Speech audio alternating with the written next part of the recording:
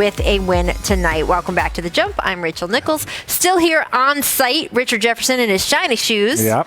Kendrick Perkins, thank you for being here. Let's get to the coaching carousel. Yeah, Come on, put that up out there. Big round blueberry. I look good, though. Over the weekend, the Blazers hired Chauncey Billups as their head coach. He was one of the names previously endorsed by Damian Lillard, of course. Now, there was some backlash online for Lillard. Dame said he was not aware of previous allegations against Chauncey Billups, which, by the way, no charges were ever brought. Important to keep saying that. Yesterday, Yahoo Sports reported that the backlash to Lillard, along with his concerns of whether a title team can be built in Portland, are factors that could lead him to ask out eventually. Richard, that is a lot. How can the Blazers keep Dame happy? Well, one, I want to talk about the backlash. One, Dame gets asked a question. These are names that were out in the coaching search. Dame, you are too good to allow. I saw one of his interactions and that he quote tweeted the person is a Raptors fan. Don't let somebody that's not in your house dictate what goes on in your house, right? And so from that standpoint, you should really just focus in on what's going on within the Portland Trailblazer community. In my opinion, the next step about it is, what does he think about this hire, right? If you're worried about the backlash, that's one thing. If you're worried about can they build a championship contender, now we're talking about real tangible stuff. And I think they have the talent. I think they have the fan base. I think they have all the things necessary. They're just one or two pieces away, and I think that's what they need to focus on. Well, RJ, I disagree with you on one point because everybody handles things differently, Agreed. Right? So you may keep quiet. Dame is a guy that's outspoken, right? He has albums that he's dropped. We watched him go back and forth with Shaquille O'Neal on a rap battle. So Dame is not going to hold back. You come at Dame, he's going to come at you. Now, you're right. The organization asked him who he wanted, and he put two names out there, J. Kidd and Chauncey Billups. Here's the thing. I do think they can get better. I do think that they can make Dame happy for the simple fact that a new voice in the locker room changes everything. We just witnessed that with the Atlanta Hawks. They got rid of Coach Lloyd. All of a sudden, Coach Nate McMillan comes in. Clippers. The Clippers. The Hawks start playing completely different. Trae Young started playing completely different. Agenda-free basketball. You need someone like Chauncey that's going to be able to hold these guys accountable on the defensive side of things. Remember, the Portland Trail Blazers couldn't guard a caged dog. They ranked close to dead last defensively. They did. They never struggled with scoring. They just couldn't guard anybody. So you bring Chauncey in there. What can you tell Chauncey if he holds somebody accountable? He could go toe-to-toe with Dame. Yeah. Right? He could go toe-to-toe with CJ. He could get the best out of Big Nurkic and say, don't ask for the ball on the block. Do your job. Rebound, block shots, roll to the basket.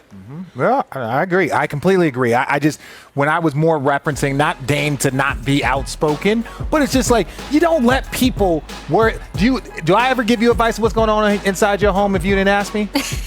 No, exactly. So that's all I'm saying. It's not our home, Mark. It is, but that is his home. When you're dealing with outrage on Twitter, which we all know about is a very slippery slope.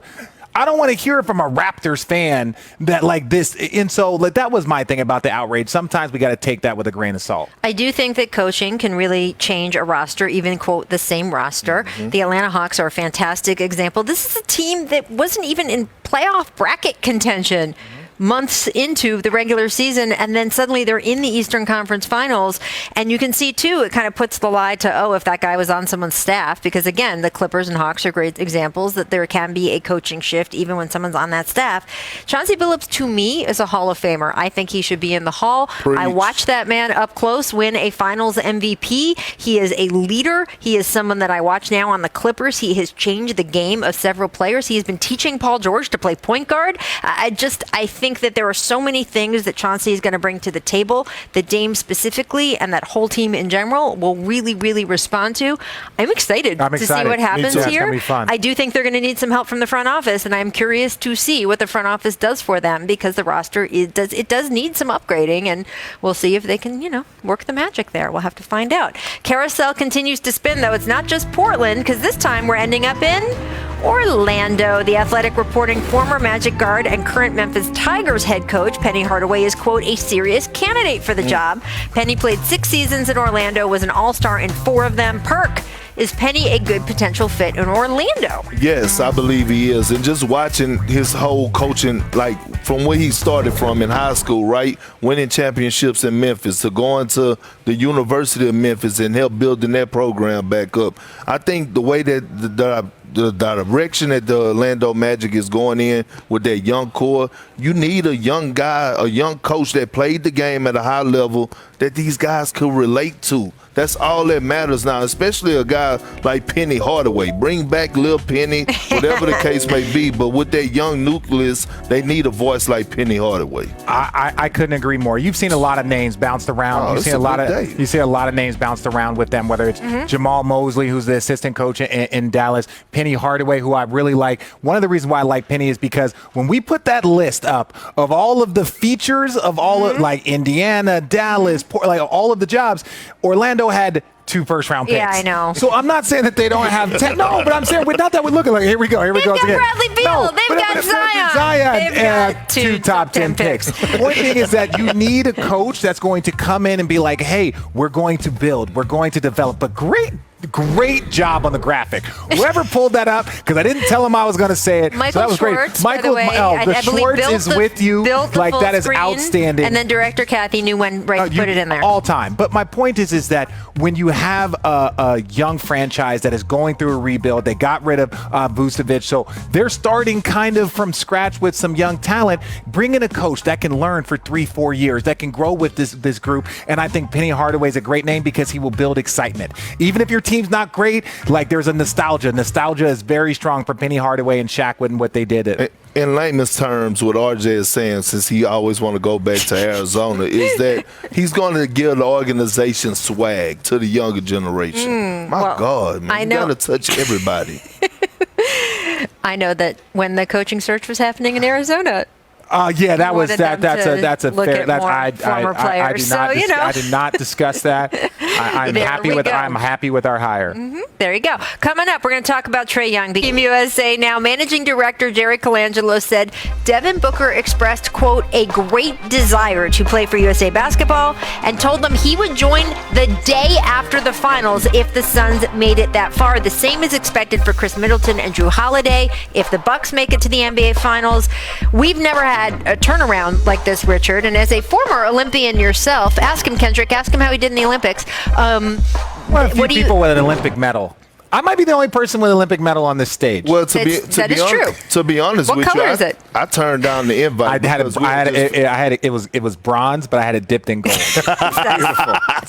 That's nice. Thanks for doing our country proud. I actually had an invite right after we won the 2008 championship, Rondo and myself, and I turned it down, and it was the worst mistake of my life. I could have told you it was the worst mistake of my life. I turned it down because I was you thought it was too tight. Yeah, it was too tight. Even so then. I would encourage Devin Booker and Drew Holiday. Look, I know you may be tired, but y'all have enough offensive firepower that you won't be playing a lot of minutes. Now, let me say this.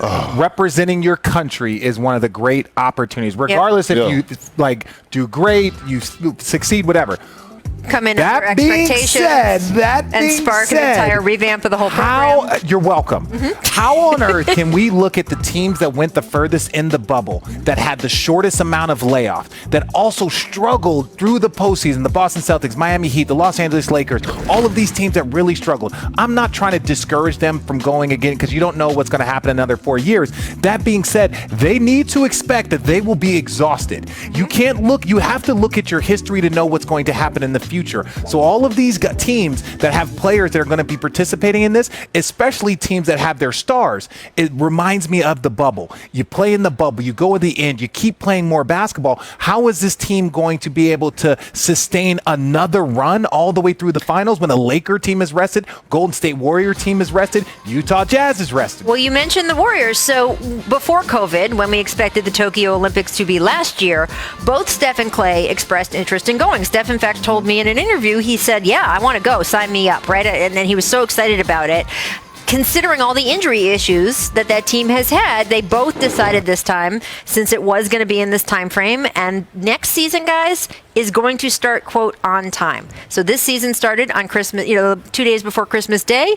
This season will start at the end of October, as we have had in the past. So I was a little surprised to see Draymond Green on this Olympic roster, given that Klay and Steph took that stuff into account that you're saying. Go ahead and bolster that Hall of Fame resume, Draymond. Go ahead and bolster. Come on, man, Dre.